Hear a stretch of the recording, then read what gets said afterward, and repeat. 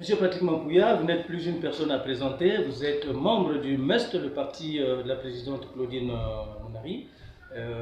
Quel est réellement votre rôle au sein de ce parti? Écoutez, j'ai le rôle d'un militant. Vous n'avez pas un titre au sein du MEST? Non, pas spécialement, parce qu'on attend le congrès qui va venir, je ne sais pas quand, c'est la présidente qui décidera. Peut-être que là, on aura des titres, on aura des fonctions bien établies au sein du parti. Chez vous, ce n'est pas l'Assemblée qui décide, c'est la présidente qui décide? Si vous voulez, on n'a pas encore tenu l'Assemblée, on n'a pas encore tenu le congrès. Mais c'est dans l'objectif de la présidente, on va structurer le parti quand le contexte général sera favorable. Pour l'instant, le contexte n'est pas favorable pour structurer le parti. Avant, vous ne participiez pas à la concertation et après Madingou, certainement vous avez pris goût. Aujourd'hui, c'est Owando. Qu'est-ce qui vous motive? Alors, c'est simple. L'homme évolue. Nous évoluons aussi en fonction du contexte. Nous avons appliqué la politique de la chaise vide. Ça ne nous a rien donné. Ou ça n'a donné rien du tout, et au Congo, et à notre parti, et à tout le monde. Nous avons décidé, de commun accord avec notre présidente, Claudine Mounari, pour ne pas la nommer, que maintenant nous devions être partout où on discute du Congo. Si on nous invite, nous serons là-bas. D'autant plus que vous savez très bien que, surtout ici au Congo, l'envoyé spécial de l'ONU vient souvent au Congo pour venir voir ce qui se passe. Le Congo, c'est un pays à problème. Donc l'ONU s'occupe de nous. Eh bien, quand cet envoyé spécial de l'ONU vient au Congo, il ne manque pas d'aller voir ma présidente pour lui demander son avis. Voilà, nous avons décidé, c'est une décision souveraine, c'est une décision voilà, bien réfléchie, qui dit que nous devons être partout où on parle du Congo. Monsieur Patrick Mampouya, est-ce que les concertations à la place du dialogue national vous plaisent? Je vous ai dit qu'il faut évoluer dans la vie. Notre parti évolue, moi j'évolue, tout le monde évolue. Le dialogue, nous le demandons, toute l'opposition demande un dialogue.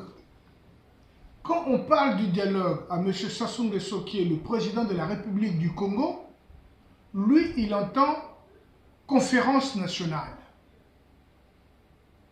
Le dialogue national, toute la diaspora le demande. Depuis 2010, je l'ai déjà dit, je le redis ici, depuis 2010, moi-même, j'étais en tête des cortèges pour exiger le dialogue national. M. Sassou ne le donne pas. Ça fait 20 ans qu'on demande le dialogue. Lui, quand il entend dialogue, notre président de la République, avec son parti politique, le PCT, ils comprennent conférence nationale. Étant donné que ça fait 10 ans qu'on demande la même chose et qu'il ne nous donne pas, on peut encore demander le dialogue pendant 10 ans. Il ne donnera pas le dialogue. À quoi ça sert un dialogue qu'on va faire entre nous, l'opposition? Nous l'avons déjà fait. Le dialogue de Diata, vous vous souvenez. C'était toute l'opposition qui s'était réunie là-bas pour prendre des recommandations pour faire notre dialogue. Ça a donné quoi? Rien du tout.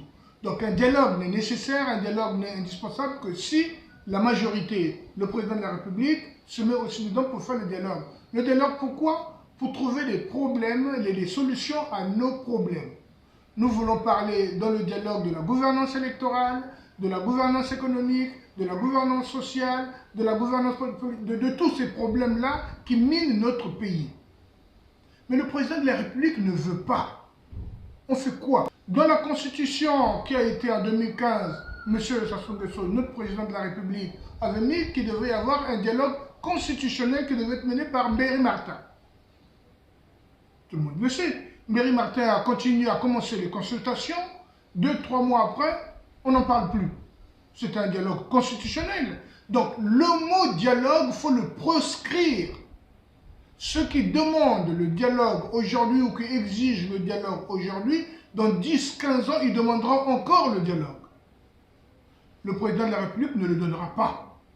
Le président de la République, M. Sassou Nguesso, il veut des concertations. Et vous cautionnez? Non. Attendez, ne faites pas les questions et les réponses. Lui, il veut des concertations. Vous voulez vous concerter? Oui, venez. Vous ne voulez pas vous concerter? Restez chez vous. La concertation n'est pas le dialogue. La concertation n'est pas une conférence. La concertation, ce n'est pas un endroit où on prend des décisions. La concertation, ce n'est pas un endroit où on parle de ce qu'on veut. J'ai la liste là de la concertation de Ouando. L'ordre du jour est défini par le président de la République. C'est le président de la République qui décide qui convoquer, qui doit participer à la concertation. C'est le président de la République qui décide du lieu. Il invite qui il veut. L'ordre du jour, il est là, de la concertation de Ouando. Il n'y a pas à sortir de l'ordre du jour, d'aller parler des prisonniers politiques, de Moukoko ou de la situation économique ou bien des retraités qu'on ne paye pas. Non. L'ordre du jour est là. Il est élaboré par le président de la République et par son gouvernement. Il dit, vous allez parler de ça, point 1, point 2, point 3, point 4. Il y a un présidium qui est là, qui vous dit, ok, parlons du point 1. Alors, que veulent les Congolais? Nous, on a suivi l'ordre du jour. Je vous ai dit tout à l'heure qu'on a pris la décision souveraine d'être là-bas, là où on parle des problèmes du Congo. Dans les concertations, il y a un seul point, c'est la gouvernance électorale. Vous comprenez que c'est un point important. La gouvernance électorale, c'est elle qui détermine qui c'est qui va diriger notre pays, les autorités de notre pays, les maires, les conseils généraux et tout ça, les députés. C'est là que ça se passe. Parlez de la gouvernance électorale, mais concertez-vous. Regardez la signification du mot concertation. On n'est pas là pour prendre des décisions, donc on n'est pas là non plus pour cautionner. On est là-bas pour parler brut, pour être d'accord avec les autres sur les choses à améliorer dans notre gouvernance électorale. Les choses à améliorer dans notre gouvernance électorale, c'est le président de la République qui détermine. Parler de la mise à jour du fichier électoral, parler de la biométrie, parler du découpage électoral, etc., etc. Il y a 12 points comme ça. Maintenant, là où on parlera de la mise à jour, moi je veux parler des prisonniers politiques, je vais parler des tortures qui sont monnaie courante au Congo, mais ce n'est pas le lieu. Il n'en veut pas de dialogue, le président. Mais après tout, M. Sassou Nguesso a été élu comme président de la République par les Congolais. Qu'est-ce qu'on lui reproche? De dérouler son programme? Son programme, il a dit, allons seulement, continuons. Les Congolais l'ont voté. Alors on veut quoi? On veut partir de la démocratie, faire comme au Mali, c'est le peuple qui décide, c'est la popularité. Nous avons eu des élections. Dans ces élections-là, ma présidente à moi, Claudine Mounari, a appelé à ne pas voter, a appelé à ne pas aller voter. Satima Biala de l'UPADS, le deuxième parti du Congo, il a appelé à ne pas voter, il ne s'est pas présenté non plus. Les Congolais sont allés voter. Les retraités, ceux qu'on ne paye pas, j'étais là, je les ai vus. Ils sont tous allés voter. Ils ont voté M. Sassou Nguesso qui a le même programme depuis 40 ans. Alors, on lui reproche quoi? Comprenez-moi. Comment on veut le faire partir? Quand je veux boycotter, je vais rester chez moi. Qu'est-ce que je vais gagner? Je vous signale, monsieur, qu'il y a quelqu'un qui a donné sa vie dans ce pays-là. Pendant près de 30-40 ans, il vit dans la forêt. Il s'appelle le révérend pasteur Ntoumi. J'espère que vous n'allez pas couper cette partie. Il va l'entendre. Il a donné sa vie au Congo. Qui c'est qui est plus résistant que lui? Qui c'est qui est plus opposant que lui? Monsieur Ntoumi a envoyé sa délégation du CNR à Ouando. Vous allez me dire que ce n'est pas un vrai opposant? Alors, que veut le Congolais? 4 fois je suis allé en prison. Ça fait 10 ans que je suis au Congo. Je suis revenu au Congo. En 2012. 4 fois je suis allé en prison à la DST. J'ai failli être... Vous voulez que moi je meure pour qu'on dise que c'était un militant? Kalakala est mort. Qui c'est qui en pense? Qui pense de Kalakala? Vous savez comment vit sa femme de Kalakala maintenant avec ses enfants? Pouelé est mort. Vous savez comment vit sa femme et ses enfants? Alors, c'est bien beau de dire que oui, de donner le coup de poing, oui, celui-là c'est un bon opposant, celui-là c'est un vendu, et tout, mais on aimerait vous y voir. Qui c'est qui prend des risques? Moi, je veux mourir pour vous. Je m'adapte à la réalité. Vous voyez? Si je dois pas aller, si je ne veux pas aller en prison, il y a une certaine marche à conduire, à tenir plutôt. Je suis dans un pays où on ne peut pas tout faire ou tout dire.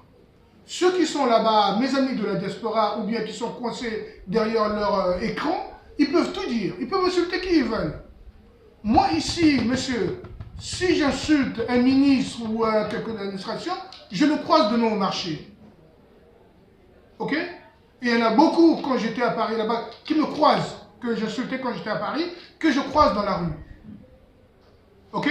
Alors, c'est bien beau d'aller là-bas et de dire que oui, c'est un voyou, il a vendu les choses et tout et tout. Venez ici à Brazzaville pour le dire. Allez lui dire, on me reproche souvent, oui, c'est une remarque que j'ai fait. J'avais eu la maladresse, c'est pas une maladresse, de prendre une photo avec Jean-François Ndengue. Jean-François Ndengue est considéré par la diaspora comme le mal absolu. Ce monsieur, disons les choses comme ils sont, ce monsieur Jean-François Ndengue, il est président de Diable Noir. L'équipe de Diable Noir et tous ses supporters applaudissent Jean-François Ndengue tous les jours aux entraînements. Quand il y a match de Diable Noir là-bas à Alphonse Massamba-Débat, la vedette, ce ne sont plus les joueurs, c'est Jean-François Ndengue qu'on applaudit. Ok? Vous voulez rencontrer Jean-François Ndengue? Allez à la Corniche. J'y allais à un moment, je partais faire un jogging matinal. Tous les matins, il est là-bas à faire le jogging. Et quand il fait le jogging, c'est des applaudissements. Alors, arrêtez de diaboliser les gens. Nous sommes dans la réalité au Congo. Quand M. Sassou vient acheter les beignets ou le livre au coin de chez moi, c'est tout le quartier qui vient pour l'acclamer.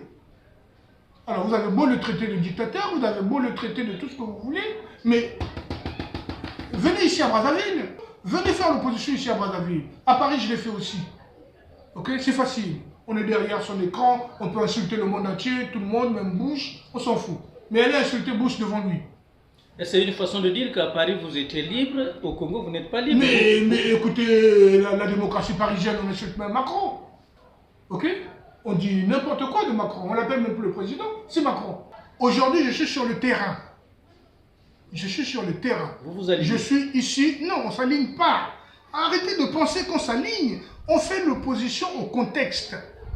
Le Congo n'est pas le premier pays autocratique du monde. Allez faire l'opposition en Russie. Vous avez entendu parler de Navalny? Il est où? Allez faire l'opposition en Birmanie. On va vous découper en deux.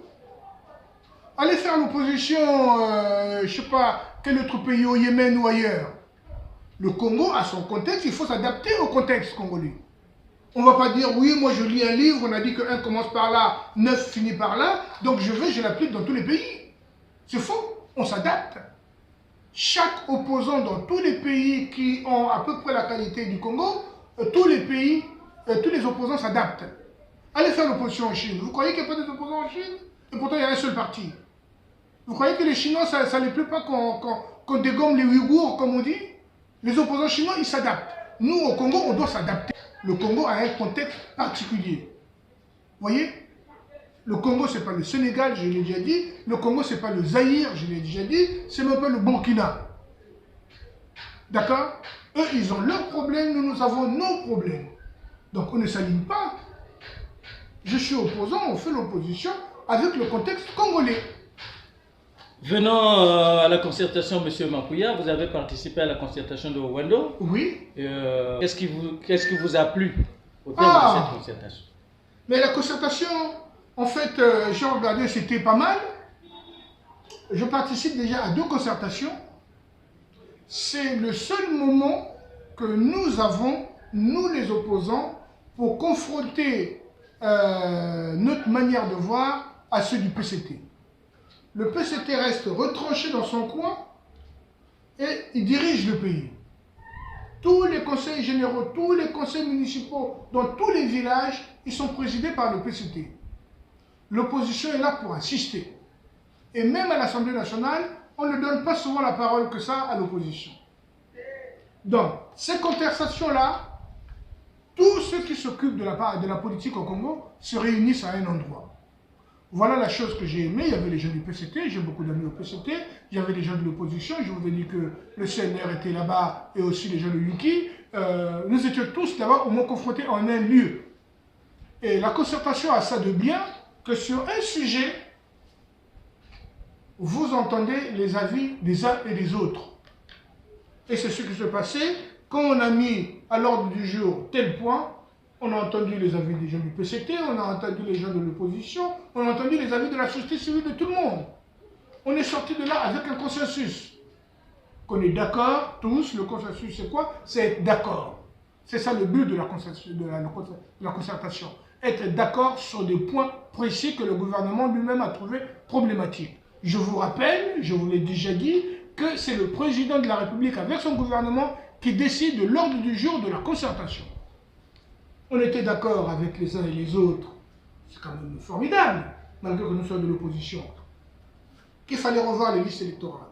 Les listes électorales, c'est quoi? C'est le vote. C'est ça qui définit les nouvelles autorités du pays. Qui c'est qu'on va élire? On va revoir les listes électorales. Le PCT, il est d'accord. Nous, l'opposition, oui. Nous sommes victimes des tricheries depuis longtemps. Donc, on était d'accord pour voir le problème des listes électorales. Avant de faire un fichier électoral clair. Pourquoi la réforme de l'état civil? Pendant la guerre de 1997, on avait tout brûlé dans le pays, les mairies, les machins et tout. Donc l'état civil aujourd'hui, depuis lors, c'est devenu déclaratif. Or, l'état civil doit se faire devant le fichier de l'état civil. Donc aujourd'hui, il y a des actes de naissance qui traînent à gauche, à droite, que l'état civil n'a pas contrôlé. D'ailleurs, vous partez aujourd'hui même à Poto-Poto, tout le monde est congolais à Poto-Poto. Tout le monde est congolais, même les Ouest-Africains. Donc, ils vous ramènent des actes de naissance congolais, ils sont nés on ne sait pas où, tout le monde est devenu congolais. Donc, il faut réformer l'état civil au Congo. C'est le premier prérequis pour faire la liste électorale. Le deuxième prérequis, c'est le recensement général. Le recensement n'est pas fait, on ne sait pas qui est qui habite où, et tout. Il y a des morts dans notre fichier électoral qu'on remanie chaque fois, il y a des gens disparus, des gens qu'on ne connaissait pas. Donc, il faut refaire le recensement. Tant que ces deux prérequis ne sont pas bien faits, on ne peut pas mettre à jour la liste électorale. Donc, la réforme de l'état civil, c'est le domaine du gouvernement. Le recensement, c'est le gouvernement qui doit décider. C'est pas fait, on ne peut pas réformer l'état civil. On a pris ça, on a trouvé un consensus entre le PCT et les autres formations. Qu'il faut réformer l'état civil et il faut refaire le recensement. Premier consensus. C'est pour quand le recensement retenu? C'est pour quand? Mais ça, c'est le gouvernement qui décide en fonction de sa volonté et de ses moyens. C'est le gouvernement, c'est pas nous. Je vous signale, je vous le rappelle, que la concertation n'est pas un lieu de décision. Nous avons, les Congolais ont voté, ont élu un président de la République et un gouvernement qui connaît ces problèmes-là et qui travaille. Je vous rappelle encore, mais monsieur, il faut me comprendre, la liste, les points du jour ont été établis par le gouvernement. C'est que le gouvernement sait qu'il y a des problèmes ici sur la liste électorale. Ok? Bon. Le deuxième point, c'était la biométrie électorale. On en parle depuis je ne sais pas quand. Depuis la nuit des temps. Les machines sont arrivées, on va envoyer les gens en formation, on va passer à la biométrie. Seulement, tous ceux qui sont informatiques le savent, avant de passer à la biométrie, il faut un fichier électoral clair. Tant que le fichier électoral n'est pas mis à jour, on ne peut pas faire la biométrie. L'ONU recommande tous les 10 ans qu'il y ait un recensement. Il ne demande pas un recensement pour les élections, pour mener les politiques publiques. C'est pour ça qu'on demande le RGPA.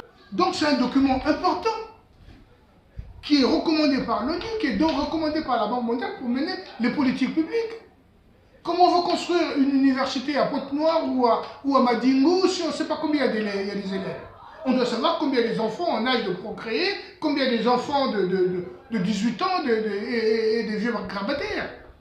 Ce qui veut dire que vous êtes sorti sur les deux premiers points. Il y en a 12 de points. Je peux vous les citer tous, mais on est tombé d'accord avec le PCT. Le premier point bloque le deuxième, le deuxième bloque le troisième. Monsieur, la question que vous posez, le blocage, s'adresse à M. Sassou. C'est pas à nous.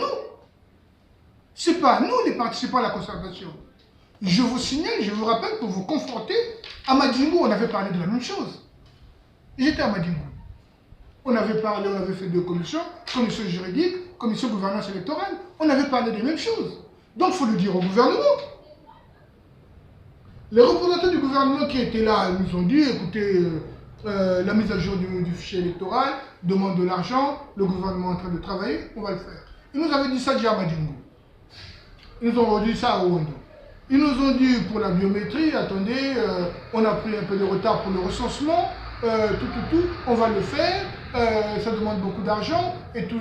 On a été freiné par le Covid, mais avant il n'y avait pas le Covid, ça fait 20 ans que ça dure.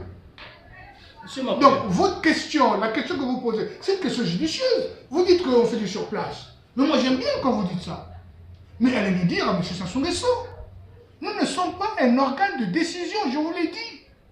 Nous ne sommes pas un organe qui prend des décrets ou qui décide. Celui qui décide, c'est le gouvernement.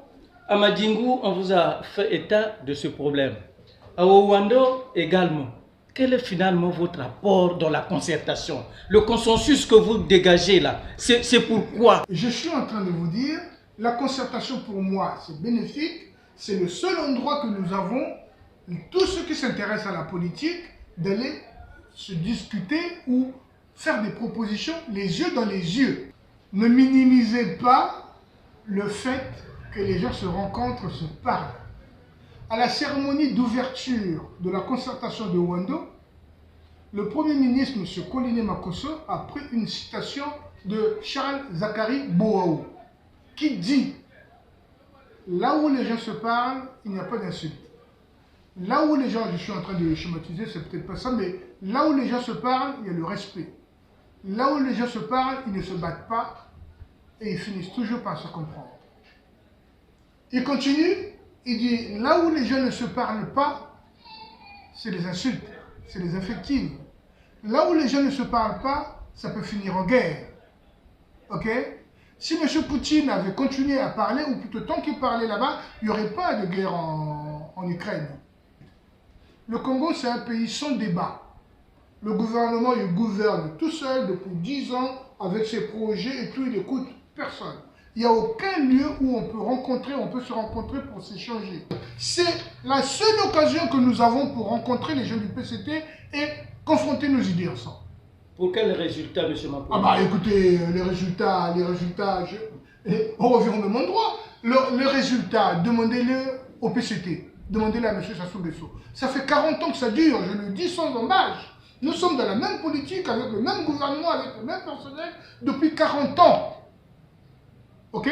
C'est M. Sassou qui dirige, il a une politique qu'il vend au Congo. Votre question s'adresse au président de la République. Pourquoi depuis 40 ans, il n'arrive pas à avoir un fichier électoral bien? Toutes les élections au Congo se font sans fichier électoral. C'est lui qui décide. Depuis 40 ans, il ne veut pas. L'ONU est venu lui dire... Il ne veut pas quoi, M. Mapoui? Mais il ne veut pas arranger le fichier électoral parce que ça devient un objet de triche. C'est avec ça qu'on élit presque partout les gens du PCT. Ce parfait Kolela nous avait dit quand on était à Madingou, dans son village à lui, là où il est né, à ses grands-parents, il avait été battu par un membre du PCT. Là, à Madingou, il nous l'avait dit. Si vous regardez les bandes, il avait encore dit, là, à Diata, qu'on avait fait une conférence nationale. Dans son village où il est né, il avait été battu par un mec du PCT. Vous le savez, à Vinza, on a élu M. Yoka. Vous croyez que moi, je peux me faire élire à Okuya ou à Oyo? À cause de ces fichiers électoraux qui ne sont pas bons. Le gouvernement le sait. Il faut qu'il avance. C'est fait à dessein? Mais je ne sais pas. En tout cas, il nous a réunis. Si c'est fait à dessein, il nous réunit alors pourquoi? La question s'adresse à lui. Vous étiez à Owando, vous avez eu un consensus. Les élections arrivent à pas de géant, bientôt là. Oui. Et quelle est la position de votre parti? Alors, notre parti va certainement proposer des candidats aux élections. Ça, il faudra qu'on se réunisse avec ma présidente, Madame Claudine Mounari, et on prendra des décisions. Mais parti comme c'est, le MUST aura des candidats à la prochaine élection. Si c'est la question que vous voulez savoir, oui. Là, le MUST aura des candidats à la prochaine élection. C'est ma présidente avec tout le parti et tout le staff qui va décider de ça.